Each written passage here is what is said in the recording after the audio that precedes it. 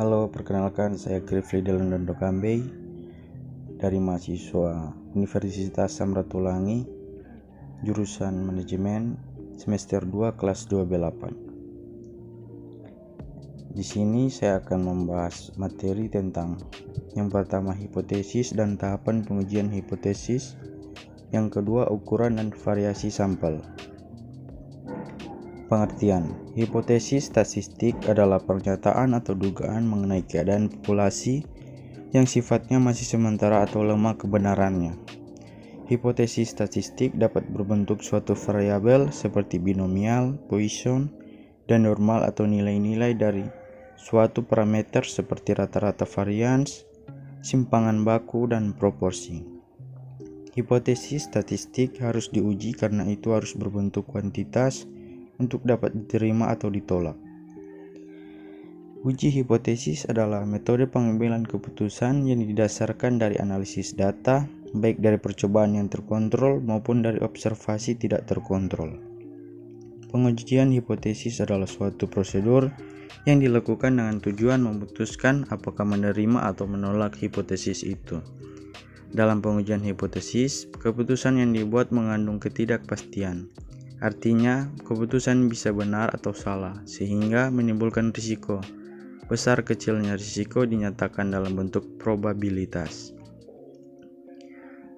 Tahapan atau prosedur pengujian hipotesis. Yang pertama, formulasi atau perumusan hipotesis statistik.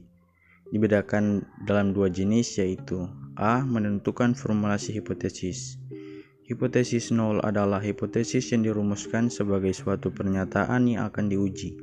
Hipotesis nol tidak memiliki perbedaan atau perbedaannya nol dengan hipotesis sebenarnya. B. Hipotesis alternatif adalah hipotesis yang dirumuskan sebagai lawan atau tandingan dari hipotesis nol. 2. Menentukan taraf nyata. Taraf nyata adalah besarnya batas toleransi dalam menerima kesalahan hasil hipotesis terhadap nilai parameter populasinya. Semakin tinggi taraf nyata yang digunakan, semakin tinggi pula penolakan hipotesis nol atau hipotesis yang diuji padahal hipotesis nol benar. 3. Menentukan kriteria pengujian. Kriteria pengujian adalah bentuk pembuatan keputusan dalam menerima atau menolak hipotesis nol HO dengan cara membandingkan nilai A tabel distribusinya, nilai kritis, dengan uji statistiknya sesuai dengan bentuk pengujiannya. Yang dimaksud dengan bentuk pengujian adalah sisi atau arah pengujian. 4. Menentukan nilai uji statistik. Uji statistik merupakan rumus-rumus yang berhubungan dengan distribusi tertentu dalam pengujian hipotesis.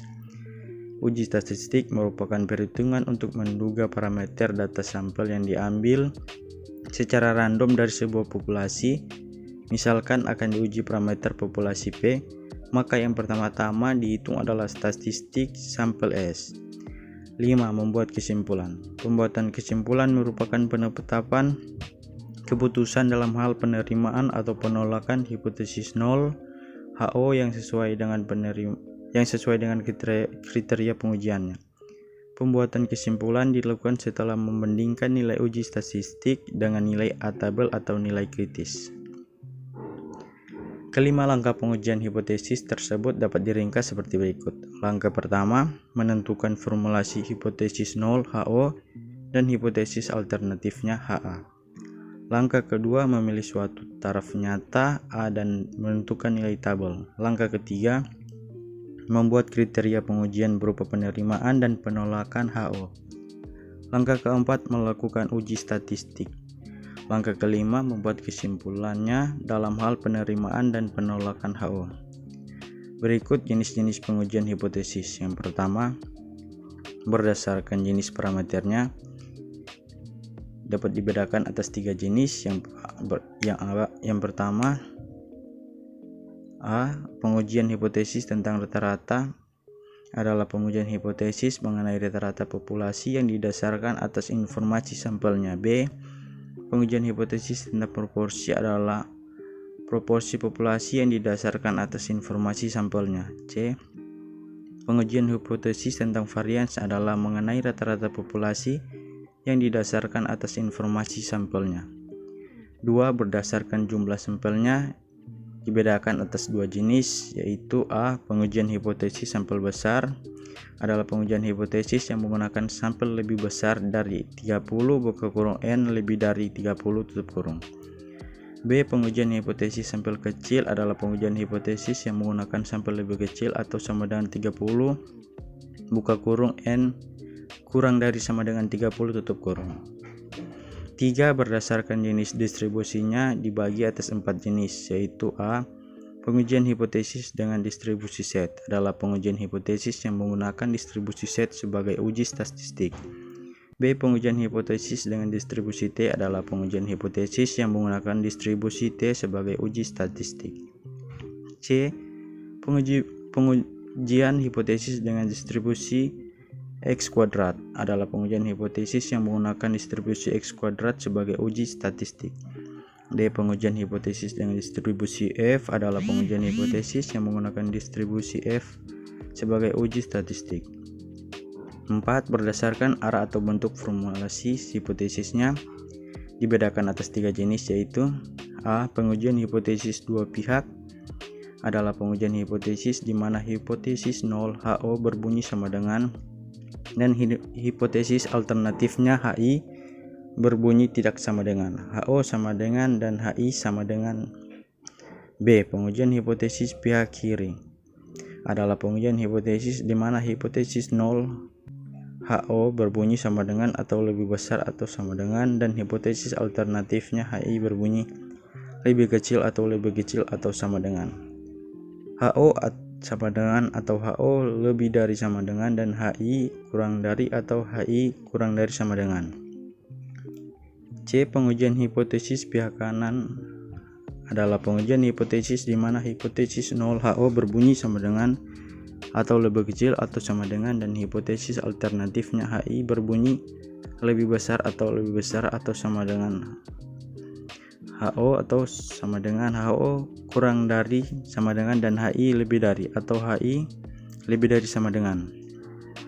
Termasuk dalam pembahasan yang kedua mengenai varians dan sampel. Ukuran variasi atau ukuran penyimpangan adalah ukuran yang menyatakan seberapa jauh penyimpangan nilai-nilai data dari nilai-nilai pusatnya atau ukuran yang menyatakan seberapa banyak nilai-nilai data yang berbeda dengan nilai-nilai pusatnya. Terdapat beberapa macam ukuran variasi atau dispersi, misalnya nilai jarak, range, rata-rata simpangan, mean deviation, varian simpangan baku, standard deviation, dan koefisien variasi, coefficient of variation. Macam-macam ukuran variasi. A. Pengukuran dispersi data tidak dikelompokkan. 1. Nilai jarak atau range. Di antara ukuran variasi yang paling sederhana dan paling mudah dihitung adalah nilai jarak atau range. Jika suatu himpunan data sudah disusun menurut urutan yang terkecil x1 sampai dengan terbesar xn, maka untuk menghitung range digunakan rumus berikut. Range sama dengan xn min x1. 2. Rata-rata simpangan atau mean deviation adalah rata-rata hitung dari nilai absolut simpangan yang dirumuskan. 3. Varians merupakan rata-rata hitung dari kuadrat simpangan setiap pengamatan terhadap rata-rata hitungnya. Varians terbagi 2 berdasarkan data yang digunakan, apakah data populasi ataukah data sampel. 4. Simpangan baku atau standard deviation. Simpangan baku merupakan akar kuadrat positif dari varians di antara ukuran dispersi atau variasi. Simpangan baku adalah yang paling banyak digunakan sebab memiliki sifat-sifat matematis yang sangat penting dan berguna sekali untuk pembahasan teori dan analisis. Simpangan baku digunakan untuk mengukur penyimpangan atau deviasi masing-masing nilai individu dari suatu himpunan data terhadap rata-rata hitungnya. Satuan simpangan baku mengikuti data aslinya. Seperti pada varian, simpangan baku juga dibagi menjadi simpangan baku populasi dan simpangan baku sampel. B. Pengukuran dispersi data berkelompok.